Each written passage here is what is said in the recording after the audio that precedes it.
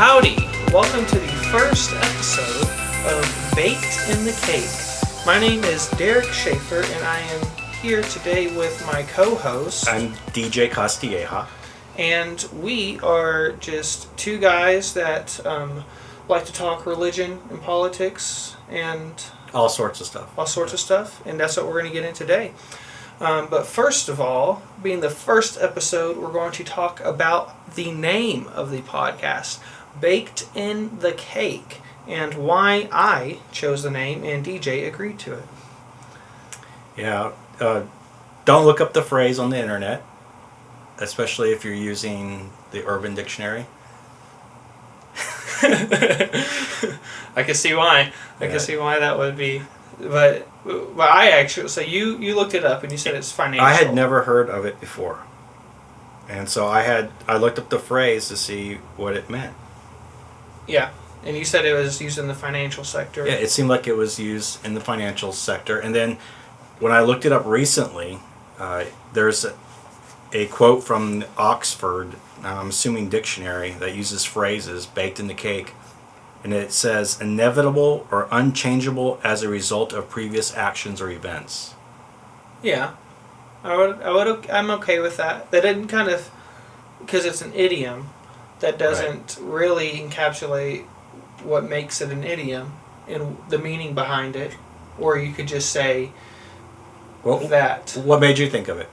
Well, I was listening to another podcast called Part of the Problem by Dave Smith. And he was talking about politics, and you just brushed by and used it in conversation and said some things are just too baked in the cake to get out. And I thought, wow, that is kind of a profound saying, and it related to me for how I felt about rediscovering things that I thought were true that you would consider baked in the cake. You know, to simply put out the idiom or explain it would be, it's like trying to extract the egg or the sugar or the flour out of a cake once it's already baked. You're not going to do it. It's impossible.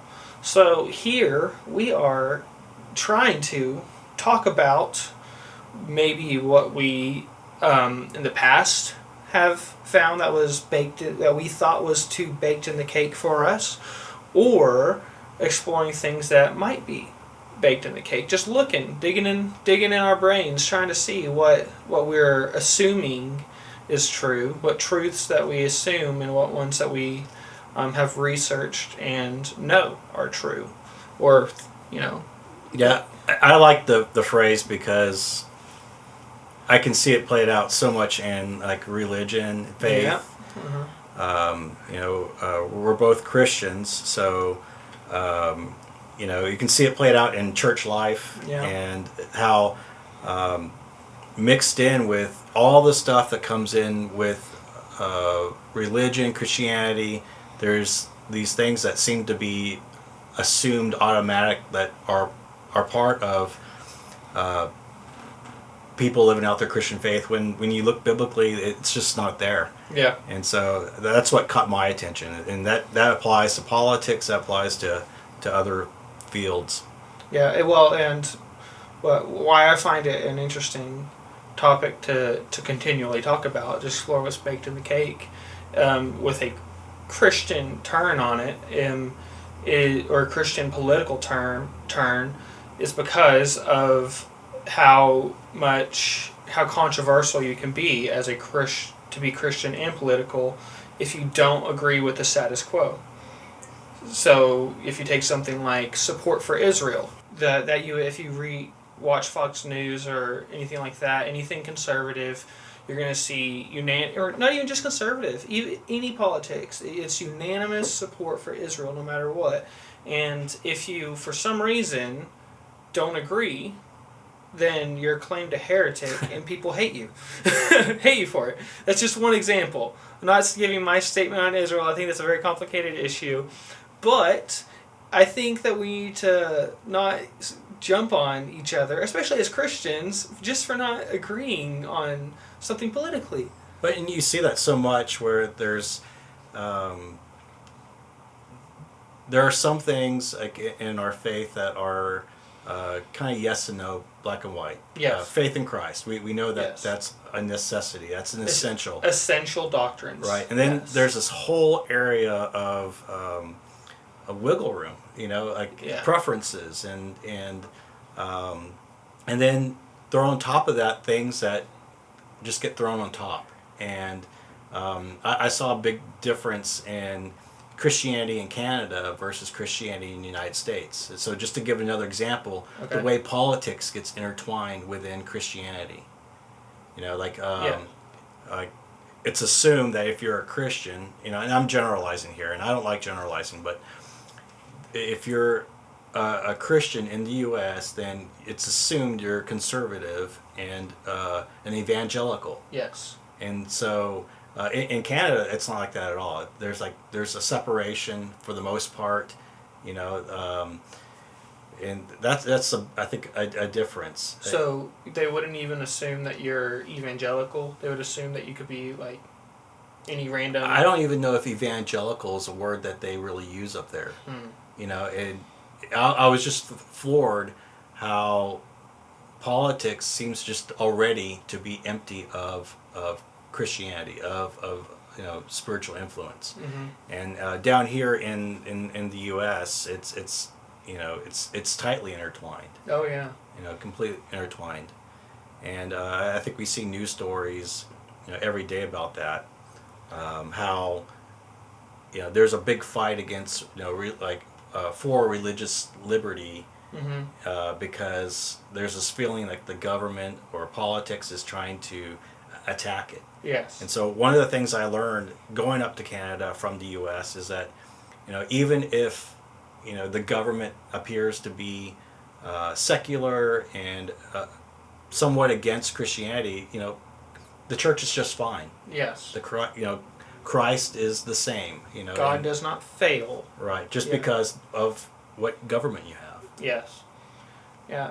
What's interesting of that is, it is technically, I can't remember what letter it goes back to, but separation of church and state is not in the Constitution, but politicians, whenever it's convenient, quote it, and whenever it's convenient, they say it's not in the Constitution. But I see that a lot. I do believe in separation of church and state, but I don't claim it's in the Constitution. I think because if it's friendly to Christianity, it needs to be friendly to everything. Most people, when they say separation of church and state, they mean as long as it's Christian. They don't really mean that they want a separation of church and state. Right. They're like, as long as you still swear on the Bible and things like that. There are these things that they don't want to give up. But whenever, let's say, atheists protest this, or maybe just Islam. Let's say they want to swear on a different, they want to swear on their own Bible of sorts. They get mad at that. I'm like, why should we force someone into our religion? But then the political evangelicals get into an uproar. It's because they don't understand what they're assuming, like prayer in school. Okay, they say, you'll hear people of a certain age get real mad and say that if we just had prayer in school, this would be fixed. I've heard that a lot from some family members. And I was like, okay, what kind of prayer? Christian prayer? Because if you allow Christian prayer, you're going to have to allow every other type of prayer there is, or that's discrimination. In the industry that I work in, I'm a hospice chaplain. We see that quite a bit. People assume that because I'm a chaplain, a Christian chaplain, that Christians assume that I go in there and evangelize. We have to be careful with that. We can't just do that because we're there to support them and where they're at in life. And so something similar that was told to me by a chaplain that I really respect was, what if someone who was a Muslim chaplain came in, doing their role and started evangelizing their faith to someone that you love? And so not sure how that relates to anything. I wouldn't like it. this idea of putting aside. I'm all in favor of separation of church and state. Okay, Yeah. Because I think it makes us complacent as a church. Yeah.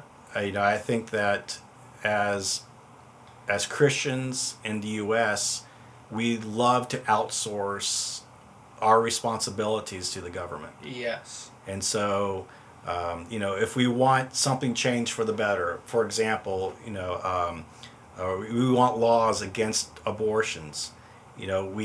Instead of us acting as a church and sharing the gospel with people that can actually change lives, we delegate the government to do that for us. Yes. And then it comes across like you're forcing people into it, and that goes into so many different areas where Christians just kind of, in the church in general, we just kind of, say, if we want something changed, then we need to get someone in office to do the changing for us. Which is saying, we can't get it done voluntarily, so we're going to force you to do it. Or I don't want to do it.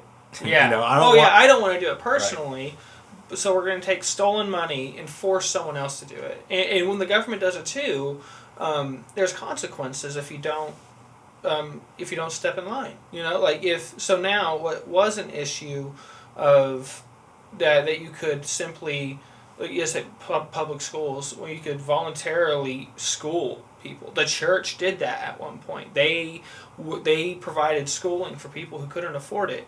And now, let's say those same people who can't afford schooling, if they choose not to send it to a public school but can't afford to do anything else, it's really their life. It's their choice to do what they want. They could get thrown in jail. Or get their kid taken away from them. Their lives can be ruined. Maybe they are homeschooling, but they didn't file for the right thing, so the government doesn't think they are, or whatever the case may be. So the people don't think about the consequences of delegating it to the government, because the government only enforces things through force. There's no other way that they get things done. They can only force people to. And I'm sure at some point we'll get into your philosophy of politics there. Eventually, yeah. That is a good segue to our quote. I hope we've explored what it means to be baked in the cake, and I hope we use that idiom or term more often to remind everyone that's kind of the whole point around this, is to explore what we found was baked in the cake, or what we're maybe thinking is still baked in the cake, that we got out that we did not think that we could get out. I think at the end of the day, one of the reasons why we wanted to kind of record our conversations, because, I think our conversations at least are really, really entertaining to me, really good conversations. Some of the times we don't agree on everything, and yet we can have a conversation about it and be okay with that. Yes. And that goes to some of our other friends as well. Yes. We seem to be like a very respectful, somewhat knowledgeable conversation. We have good conversations. Yeah. And being able to not agree, because you might agree with me more and I might agree with you more than when we first met, but we still all the time get into conversations where we don't agree at all. But that doesn't mean that we think any differently of each other. And even with people that I'm very close to, that's not the case. I have to watch what I say around them. So it's nice. And I think, hopefully, we can have any influence. So you want one person to think a little more broadly and open to different ideas. And I'm sure a lot of those ideas will come out as we continue having a conversation. Yeah. So do you have the quote? Or do you want me I do have the quote. Okay, how about you read it? This is a quote from Frederic Bastiat in one of his... I think it's Bastiat. Okay. I think. I guess... It's French. I've never said it out loud. That is the first time I might have said his name out loud. My French is about as good as my Spanish, and I don't know Spanish. So. I had to look him up on Wikipedia, so the information is true. Okay. And I'm being sarcastic there, so I have no idea. Yeah, so this was written in 1850, right? Right, that's what I... So if you read the entire law that he wrote, it's called the law, so he didn't write a law. it is kind of hard to read with our contemporary English, because he calls things plunder, and he uses words that I had to look up. So if you go read it, it'll help you to get a modern version. But he ends with one of my favorite quotes in a very profound saying. Okay, I only have the ending part here. Yeah, I just want the ending. May they reject all systems and try liberty, for liberty is an acknowledgment of faith in God and His works. Yes. So I was listening to the entire thing, and audiobook. It takes like an hour and a half to listen to. It's not very long. And he's making lots of great points. And he'll talk in like short paragraphs, make a point, and then just start in a new paragraph. Who are you listening to? This guy? Yeah, well, a reading of the law. So I'm listening to it, and it's an interesting format. I've never listened to a writing in that format, and he basically makes a point. Might be just 3 sentences, and then he moves on, and starts an entirely new thought. Not much of a transition either, and you kind of want to pause it and just think sometimes about what he just said, but then. And he said lots of profound things, gets to the end, and we came to this. And this quote really, this is the very last sentence, and it really just sat with me. Yeah, I think my first impression was confusion, because when I was trying to read this in a little bit more context, he was talking about, it seemed like free markets and economic systems, right? Yeah, possibly. And then I'm real cautious when all of a sudden God's thrown into the mix. Yes, he didn't talk. I don't think he talked about God the entire time until this. And so this is kind of like a summation point, probably of his bigger view of everything in play. So may they reject all systems and try liberty, for liberty is an acknowledgment of faith in God and His works. And I'm still a little bit, I want to know kind of where your head is on this quote. I have some thoughts on it. It kind of opened my eyes that when we rely on the state, just like we were talking about a second ago, to get things done that we should be doing, that the church should be doing, not us personally, that the church should be doing. That it is really kind of, it convicted me. Let's put it that way. It convicted me what I felt was my sin. I was still, even in my libertarian tendencies, I still had a part of me that was depending on the state to do what God is calling me to do. So what he's saying here is that any time that you're depending on the state to do anything good, you could say any deeds, any goodwill, that it's really because it's exposing your lack of faith in God and His works. We're relying more on the state than God, which is idolatry. So I like to come at it from a place of where it convicted me of sin. So instead of, because these conclusions you can't just force down someone's throat. They're very hard things very hard pill to swallow. You kind of have to think it out for a while. Yeah. Well, and the Spirit convicts of sin. Frederic didn't convict me of sin. It was the Spirit that convicted me of what I would consider idolatry. But not everyone thinks that's idolatry. Now, so, what do you think he's meaning there by liberty? Well, I guess not. Maybe not in the economic context. Maybe so, but.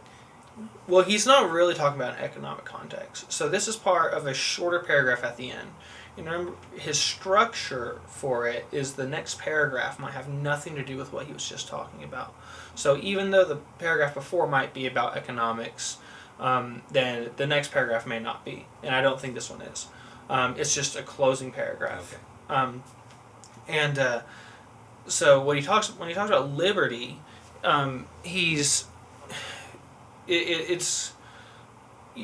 we like to think about liberty for ourselves, but to me, this is acknowledging liberty for other people, because we're okay with free speech until someone disagrees.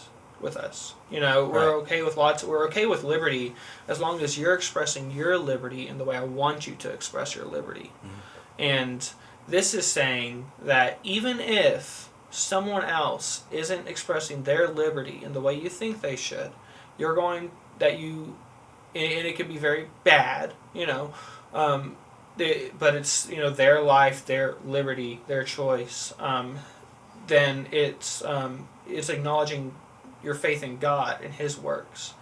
So either you take the responsibility to not use the government to force this upon them. Say if they're addicted to drugs and they want to be addicted to drugs. My opinion is that that's fine. Like, that is their choice. I would love to help them. So let's go try to help them. But making drugs illegal, all that really does is put them in prison where they possibly, I don't want to speak in too many generalities, but a lot of the times they just get into more drugs, and drugs are a non-violent crime, so they go to prison and they get exposed to violence, and then they come out a violent criminal, or they have to commit acts of violence just to stay alive in prison. And it's kind of like saying drugs are going to ruin your life, so instead of letting you ruin your life, we're going to throw you in jail, and we're going to ruin your life. Because now you can't get a job. So is being okay with other people's liberty, even if you don't like it. Well, here's kind of what is kind of on my mind on this, because I see this in two different fields here. The first is kind of like the, for lack of a better term, reality of what we're actually dealing with in this world. And the other term, liberty, I'm thinking of like a spiritual liberty, a spiritual freedom. And because, we can have complete, at least I think right now, until you maybe convince me otherwise, I think that we can have an absence of liberty and yet still have faith in God and in His works. So that is contrary to the quote. Well, it depends. It depends on how you're using it, because you can be in a tyrannical government. Yeah. Much of the persecuted His works. Yeah. Churches and you could even argue the church is growing quicker there. Now that's where it kind of crosses a little bit, right? Because we're talking about the kind of the spiritual aspects versus kind of the reality aspects. Because in the spiritual, I completely agree with this quote in the spiritual. Yeah. Because you can be a believer in Christ and have the freedom, the freedom of your spirit, the liberty. You're free from sin and death, like Romans says. Mm-hmm. And you can be spiritually free, yet you can be in prison, where there is no liberty. Yeah. Worldly liberty, so to speak. Yeah. But in the spiritual aspect, you can have a spiritual liberty. Well, hold on. So I think that's why I'm saying the definition of liberty is kind of important here, because how we define liberty, whether we're defining it like in worldly terms or spiritual terms, it can have a little difference there. I think I can connect the dots. Okay.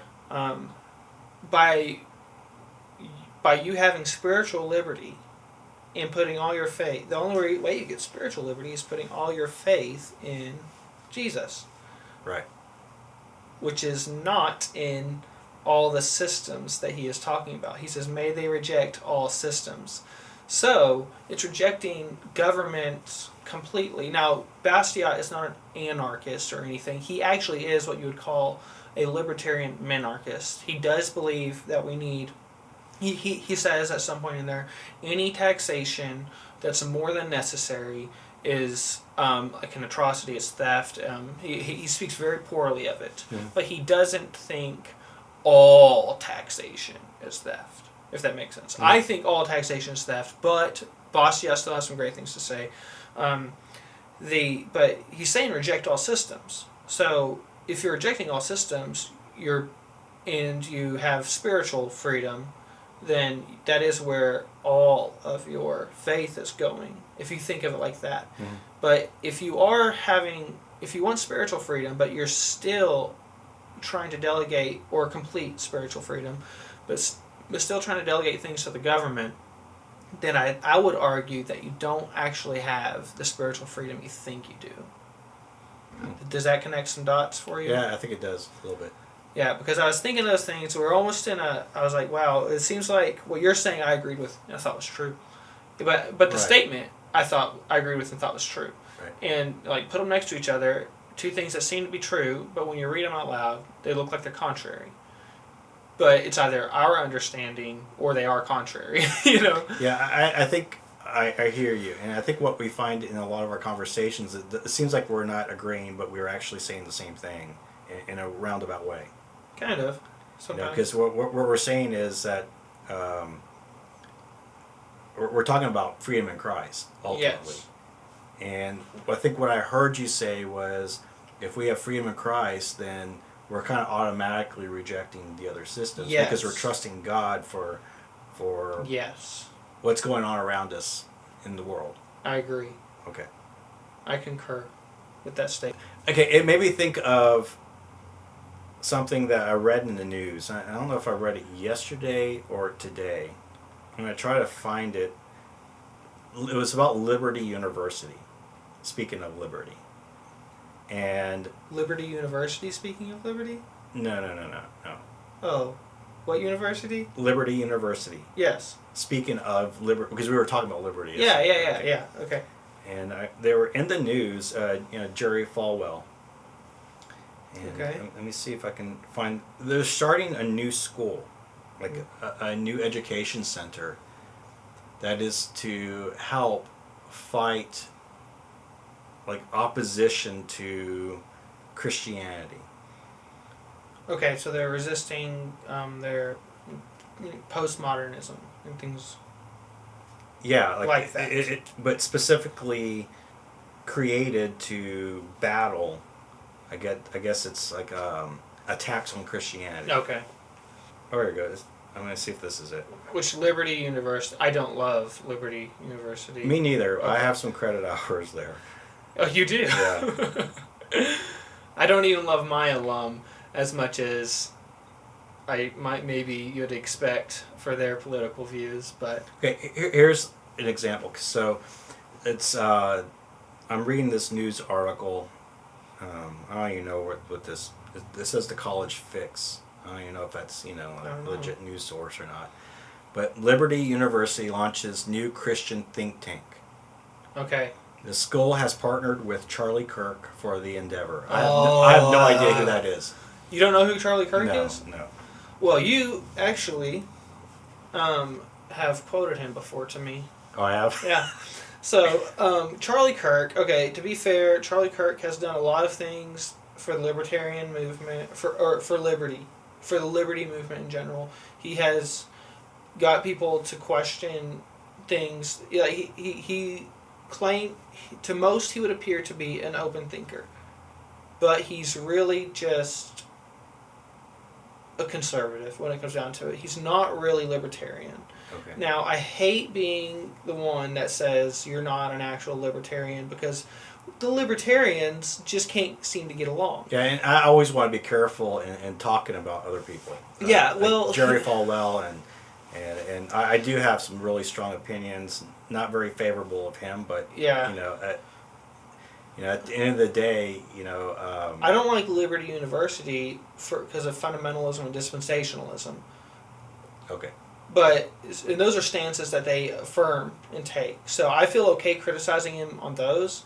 Now, I wouldn't really want to take personal quotes from him and tear them apart because it can be out of context and things. Mm-hmm. But I would criticize on things that they continually affirm, theological concepts and things. And I think why this article stood out. That they partnered with Charlie Kirk. That's really strange to me. Well, that and then what their objective is. Liberty University, the prominent Baptist Christian school in Lynchburg, Virginia, announced this week the creation of a new think tank meant to promote Judeo-Christian values in the political and cultural realms. Okay. And so, here, like we've already started talking about kind of this separation of church and state, and now they have this program, like designed to, like seems like even to integrate it even more, or to lobby. Right. Yeah, so like a think tank, I think, would be some type of lobbyist in a Okay, way. so it goes on. It says the Lynchburg News and Advance reports that the Falkirk Center of Faith and Liberty aims to shape government policies, national institutions, and American culture around Judeo-Christian principles. Well, now there's a reason that school will be doing it and not these other Christian schools, and it's because they're dispensationalists, and dispensationalists think that America is going to save Israel, and they think America plays a huge part in the end times. Mm-hmm. And I completely disagree. Because now we're putting our faith in government again. Like God can't do it without America. Right. And it's not America. They're saying that America's going to do it, not the church. Whenever Scripture clearly lays out that it's God's church, Jesus, that will help usher in the new kingdom. But but that's why they would get so politically involved, is because of just bad theology, in my opinion. Mm-hmm. Now, as far as eschatological viewpoints go, I can agree to disagree on most of them, but I take a firm stance against dispensationalism, and the only reason that other Christian organizations, including Southern Baptist Theological Seminary, the only reason they tolerate dispensationalists, even though that idea is pretty heretical, is because it was a pushback against postmodernism, Marxism, and Darwinism. Okay, just real quick, explain a little bit about dispensationalism. Dispensationalism, it's the idea that God acts in different... So a dispensation is a portion of time. It used to be a common term. So it's also known as rapture theology. Rapture used to be a common term. Rapture means to be changed. Mm-hmm. So that's all that word means, and they'll try to get you on that. They'll say, I don't believe in the rapture. And they'll say, wait. The rapture's real, because it just means to be changed. I'm like, no, I don't believe in your definition. Well, I mean, it seems like it's that way with a lot of different Christian thoughts. What do you mean? There's always different shades of each belief. Yeah. So there is, within dispensationalism too, there's hyper-dispensationalists, which I would call, I don't know if I've coined that term, I'm sure it's somewhere else, but where they would believe that Jesus, when he's speaking and he tells them to turn the other cheek, they would say, wait. That was in a different dispensation. That was during Jesus' time. That was a different period of time. God acts in different dispensations. So instead, so that doesn't apply to me. I don't have to turn the other cheek. They'll say any of the epistles and letters, those are what apply to me. Mm-hmm. And they never said that. So I don't have to abide by that. So that's what hyper-dispensationalism does. But also this idea, for someone who doesn't know what it is, it's the Left Behind series. That is what most people know, and it has been grabbed on because it's scary.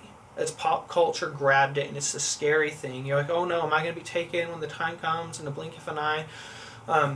And it's a cool as a wow factor, but it's not quite what the Bible teaches, in my opinion. Mm-hmm. But pop culture has helped push it a lot.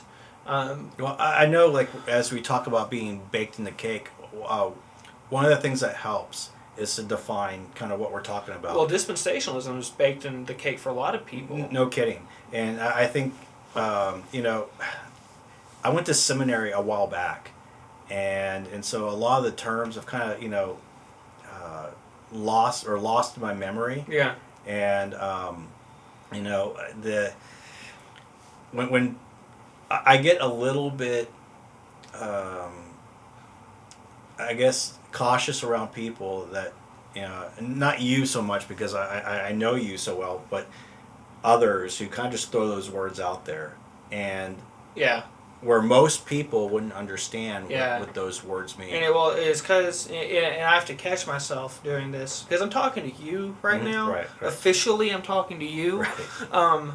But that people use that, and I'm reading a book, a controversial book, and he's doing that to me. I feel like it's about infant baptism, and it's the argument for infant baptism. But he's using these words, and he's talking over my head, and I'm like, this guy knows he's talking over most of the readers' heads. So he's trying to make a point. It's like asserting your dominance over someone. Right, and that's an era of a lot of freshly minted seminary students coming out of school, Yes. And then you go into a church, Yes, and where people don't have religious backgrounds and education, and there's a little learning curve to kind of how to communicate. Yeah, get the academic language out of our speech, and to be able to communicate it at a level people understand. Yeah.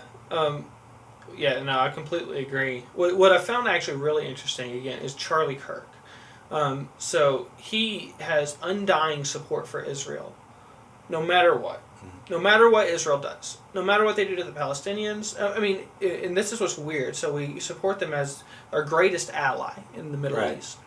They've never helped us in any conflict. They have never sent troops to help us. Ever. How are they our ally?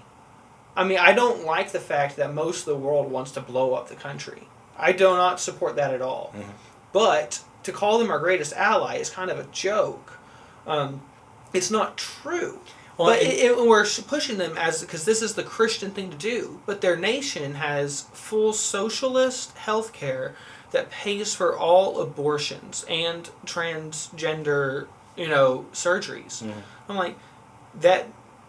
What? In Jewish people in America historically have always been and are today Democrats. And in my opinion, when I read the scriptures,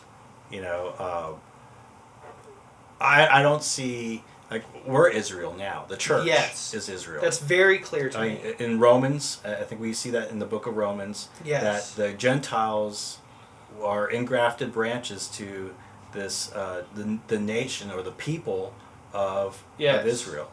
And I think, this is kind of one of those confusing things where we're thinking of the here and now versus kind of the spiritual aspect of things. Yes. There's the here and now nation of Israel, located in the Middle East. Yes. Over there, next to the Mediterranean.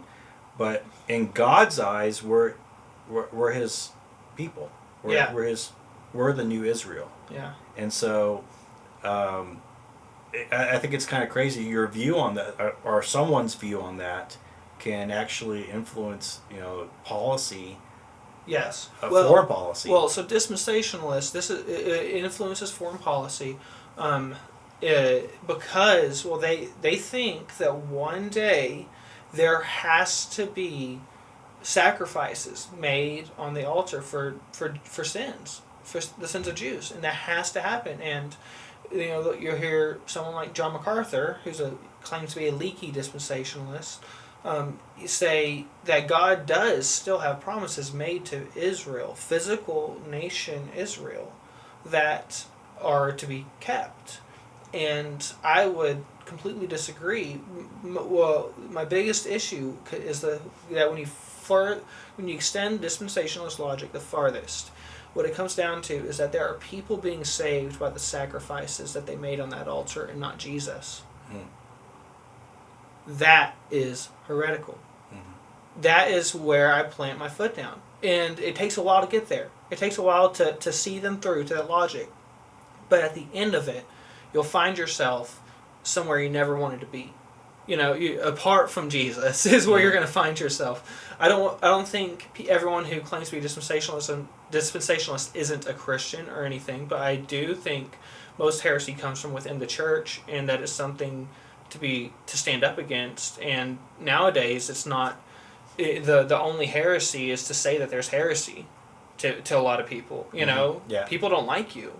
And for lots of different reasons, when you start saying that things are heretical, and it's a lot of times it's because they don't know, and they can't make an argument for the other side, and you seem confrontational. So it seems like this idea of like U.S. support for Israel is baked in the cake. Oh yes, yes, it is. It is quite that much, because if you're a Christian conservative, if you don't support Israel, you're publicly shamed. if you have a family gathering where everyone believes that, in those circles, people don't like you at all. Mm-hmm. They'll call you alt-right. They're going to label you. They'll label you different things. Ben Shapiro calls anyone who doesn't unanimously support Israel anti-Semitic alt-right. And I used to love Ben Shapiro. I mean, he's right on a lot of things, but he's letting his religion influence a little much there, I would say. Mm-hmm. Because you don't agree on politics, now he's doing the same thing that he claims the left are doing. He's calling them a racist. Most of the Jewish people were converted to Islam whenever they took over the state, and Judaism, or fled, and Judaism was more popular in Europe, and all the people who are Jewish in Israel now were shipped in. They did not grow up for 1,000 years. They were not in that place. That is not their heritage. Well, I don't know anything about that. I'm kind of ignorant on that topic. Oh, well, I had to look it up. What you need to know, long story short, is that it's actually Great Britain's fault that they're in that situation. Great Britain promised that land to like 3 different people because they were imperialists. They had lots of different, they had the world's largest empire at one point, and they couldn't manage it. They can't manage something that big. And so they were asking other nations, hey, if you protect this part, then we'll give you this and this. And they essentially promised it to 3 different nations. And that's what caused all the controversy. Well, like a few years ago, there was a big controversy about Donald Trump recognizing, was it Jerusalem as the capital? Yes. Moving the U.S. Embassy to the capital, which he is acknowledging as Jerusalem, which he kind of like backpedaled on eventually or something. It's not, he didn't fully do what he said he was going to do. I know that there was a big controversy because it recognized, I guess, Jerusalem as the capital. Is that? To Jewish people, Jerusalem is the capital, yes. And so this was kind of like cementing that. Well, it was... With the world, right? Yes, with the world, for us to recognize it. Because I think it was somewhere in Palestine where the other embassy was. And so I think another play on this discussion on Israel and would be like, when I read scripture and it talks about nations, it referred to Israel as a nation long before they had a border. Yes. And so, we see like the United States as a piece of land in between Canada and Mexico with borders, defined borders. And that's not the way I see the Bible defining nation. I see the Bible defining nation as a people. God's, the Jewish nation, God's nation, the people of God. That's what I would consider a nation biblically. No, I don't. I disagree because he has other times where he's calling other nations that aren't biblical, that aren't God's chosen people. I've said this before. Would that be a people group or a people, or would that be? It'd be a people group, or are you talking about land? Well, it's talking about land. Land is a very important issue when you're talking about the Old Testament. What land is promised and things like that. That's very important. And I guess so. But it was never, to me, the Old Testament is showing the depravity of man. Yeah. It starts with, this is opposite of dispensationalists. God's not acting different dispensations. He's acting in different promises or covenants. And so he, you have the Noahic covenant. So Noah kind of starts there. And then you have Abrahamic covenant. And then you have the Davidic covenant. So you have a person, Noah, a family, Abraham. So it's expanding. A kingdom, a nation, David. And then Jesus, the church. What about Mosaic? Oh, well, there's other covenants in between there. There's a lot of different covenants, actually. He does that often. But and it's showing God's grace, too. The depravity of man and God's grace. It took hundreds of years for Israel to fall. and had tons of second chances of God delivering them from people. And and when it's just completely an act of God, and they turn their ways and they go back to God and they fall again and then they fall again, and they keep a lot of the times putting their faith in government too, and not in God, and it's kind of displaying, like, to me, this is what you get whenever you're putting your faith in government and things like that. But it makes it clear that it's about being a child of the promise and not a child of blood. Mm-hmm. So it never was about the nation of Israel. It was, God doesn't change. This is seen from the beginning. Whenever he chooses, it should have been Esau, not Jacob. Things like that. It's not about being a child of blood. It's about being a child of the promise, what God promised. So we're children of the promise, and we don't need to, for some reason, act on something that we consider a child of blood, like modern day Jewish people. We don't need to act on their behalf because of our Christian beliefs, because but they rejected God. They rejected Jesus. So that's done. That's my take on that. It frustrates me, because that's one of the things that's so baked in the cake that you cannot. It is so complicated, and people don't know why they believe it.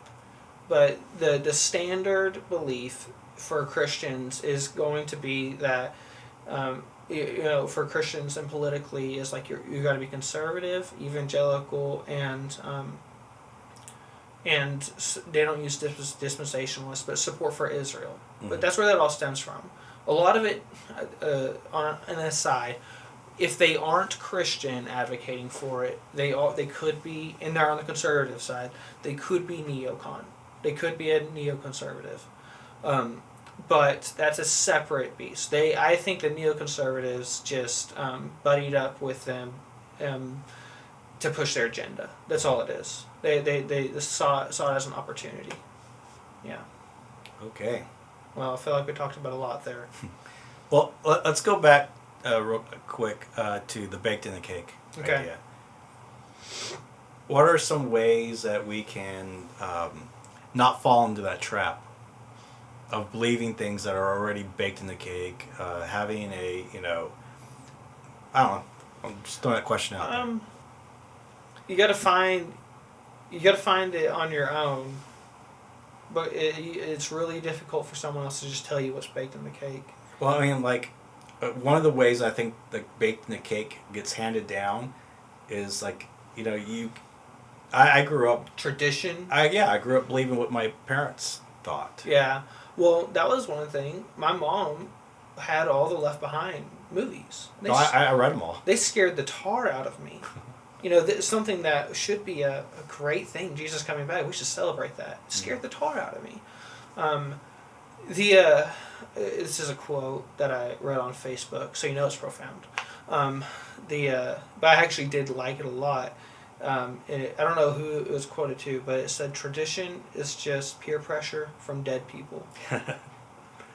And I agree. I think I might agree completely with that. Yeah. Not to say throw away all tradition, but I mean, a lot of the times we make decisions based in tradition that aren't in our best interest. And it's kind of hard to think for ourselves sometimes, because we want to respect those who came before. Or we just kind of accept it. Yeah. We don't question it. And so I think the reason why we have good conversations and with us and with our other friends is that we kind of question things. Yeah, well, and there was a time, I'm not quite there anymore, and I'm kind of thankful for it. It was probably a year ago, even.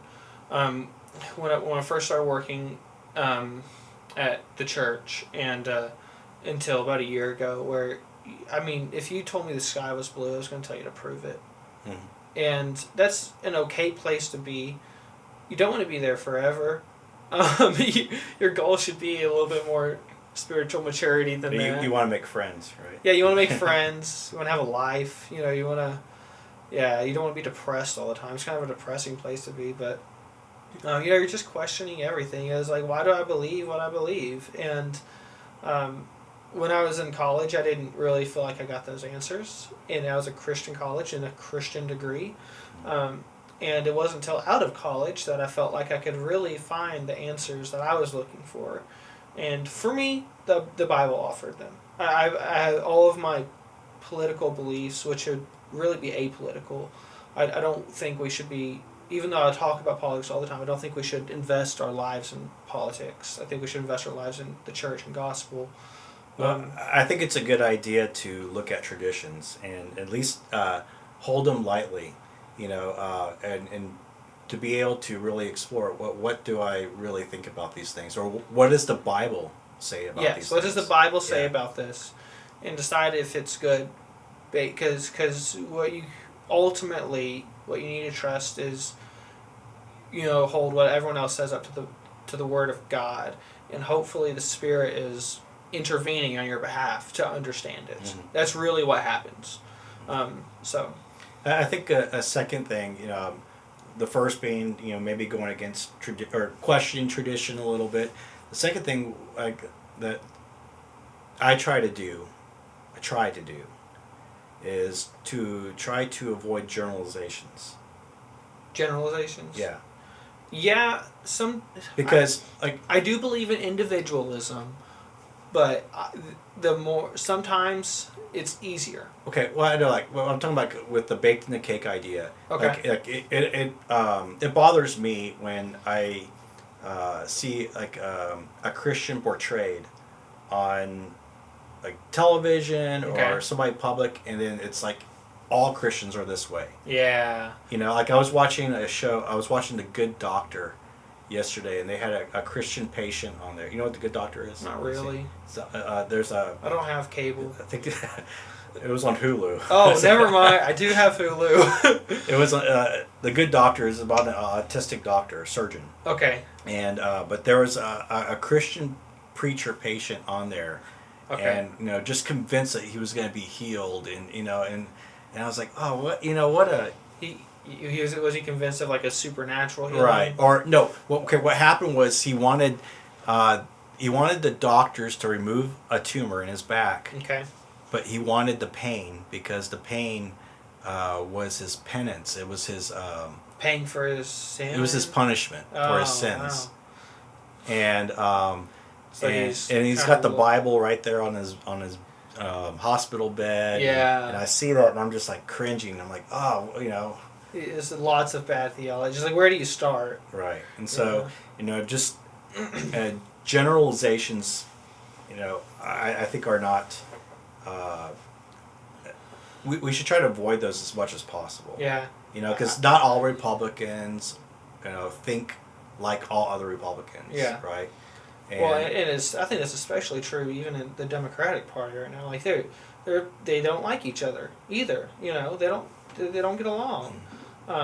Because you could be a socialist or you can be an AOC socialist. Those are different things to me.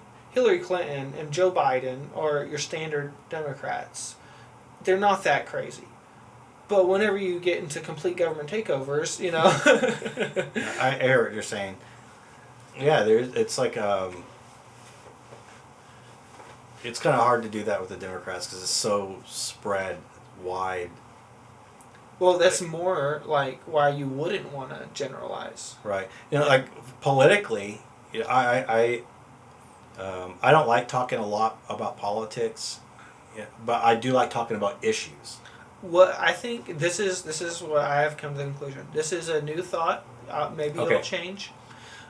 As of 2 weeks ago, I am very interested in Christian ethics. Okay. Not necessarily politics, but Christian ethics. That helps me round out where I kind of stand. Why do I still have an interest in this? Because I don't think Christians should support. Not saying that you're going to go prevent the government from doing all these things, but because the government's going to do whatever it wants to do, whether you like it or not. But if you support them doing it or don't support them doing it, I think is a big deal. That's just to me. Mm-hmm. To me. The people who stood by while the Nazi party was doing horrible things. But even then, I mean, it's hard dealing with this, like when you're talking about an election, because you're gonna vote for someone. I mean, like Maybe the last election seemed to be really confusing for Christians. Yeah, Because yeah. generally, and again, don't like using generalizations, but generally, Christians tend, maybe this is just a bad stereotype, but tend to vote Republican. Yeah. And so, so you had you only have one option really, and then the only other option, voting Libertarian or Independent, Was a bad option well, too. it was irrelevant. Yeah. Yeah, well, it could be. But just because you voted for Trump doesn't mean that you like him. It doesn't mean that you support everything he does. Yeah, yeah. But that's kind of the generalization trap we kind of fall into. Yeah. Whereas if we could just take the issues, one issue, and talk about that issue, I think that helps us avoid this kind of baked in the cake. Trying to avoid generalizations as much as possible. Yeah. I know that's gonna be hard to avoid. As a libertarian, what you do, individualism is a very, very popular idea. I agree. But you also get into some things that help you out, just in conversation, I guess, is because I do like labels. I love labels. I love adding different labels to myself. I think it's funny. Like Trump does too. Well, no, maybe not that. Maybe not that kind of label. But I can't wait to I can't wait to see his, because he hasn't named a few of his other Democratic candidates. But I'd like to see the nicknames for them. But labels do help me. But I do see how sometimes, because you can say Calvinist, but a Presbyterian compared to a Reformed Baptist, they don't always get along. Because a Reformed Baptist might not be welcome at a Presbyterian church because his whole family's not baptized. Mm-hmm. Things like that. So, that's within a sect of Christianity. So even just saying Calvinist, you could say that's why Reformed Baptist might be better for someone. And I always have a question with Calvinists because, like you mentioned earlier, there seems to be shades of Calvinism. Well, I know they say points and stuff like that. But there seems to be as you talk to people about Calvinism, it seems like the definition can shift a little bit. Yeah, it can. Well, and a lot of it is that most modern day Calvinists, modern day hipster Calvinists, there's a movement. I'm about to use a term that not everyone knows, but they just pretty much abide to John Calvin's soteriology. So, how someone comes to faith. That's all that means. The way someone comes to faith. Mm-hmm. John Calvin taught a lot of other stuff that we don't agree. I don't agree on. Mm-hmm. I think he was a psalm exclusivist and didn't think that you should use any instruments because he abided by the regulatory principle. Mm-hmm. I don't see the regulatory principle in Scripture anywhere.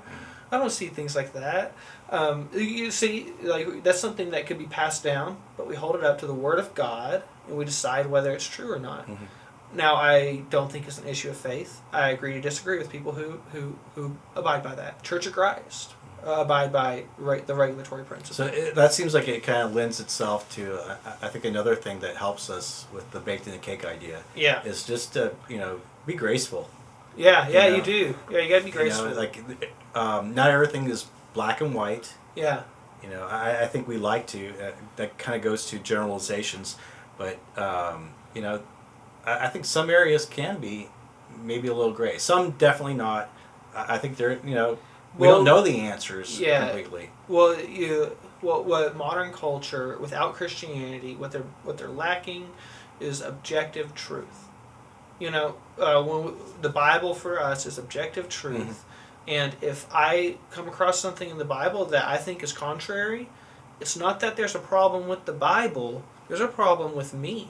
Mm-hmm. Right. The Spirit has not revealed to me the truth behind that passage. That's the only way you get truth. It's a supernatural act. Some people don't realize that it's the living Word of God. It's a supernatural act when you understand Scripture. I think that goes to the importance of making sure we're reading the Bible for ourselves. Because how else are you going to be able to use the standard of truth if you're not reading it? Yeah. You know, I mean, at least know where you know, things are said, things are at. You know, and I constantly test myself on this because I have some what people would consider wacky beliefs that I think are very biblically grounded. I do. I think it's super biblical. I kind of love to see the connection, and I'm amazed that some people don't. But I'm in the minority. I'm in the vast minority, and I need to keep that in mind. And at some point when you're in the minority, you do need to start questioning yourself because you might be way wrong. You know, driving on the wrong side of the highway. You know. Right. There's a reason not everyone's doing that. But I think that's a good round out to baked in the cake. Yeah. Well, I don't know what else to... I don't know. I think that's about it for us. I think we went a little over an hour. I'm happy. That was an hour? I'm happy with that. I thought that would be like 30 minutes. An hour, a little more. I like that time slot because I like long form conversation. We're forced to understand each other and not assume intentional misunderstandings. It's not a Fox News, CNN soundbite argument. Right. So. And I have no problem, making a correction later if I say something wrong, because I don't know. Oh, I invite it. Yeah. I invite it. People, I say things like they're so absolute, but I love to discuss it, so I invite it. Yeah, if anyone ever has an issue, contact me and argue with me. Yeah, I think leaving a comment in whatever platform you're listening to this, appreciate comments. The only thing I would ask is be nice. Yeah, constructive. Yeah, you don't need to be personal. It just does no good. Yeah. All right. Well, thank you all who have listened to the very first iteration of Baked in the Cake. I hope you all have a Merry Christmas and a Happy New Year.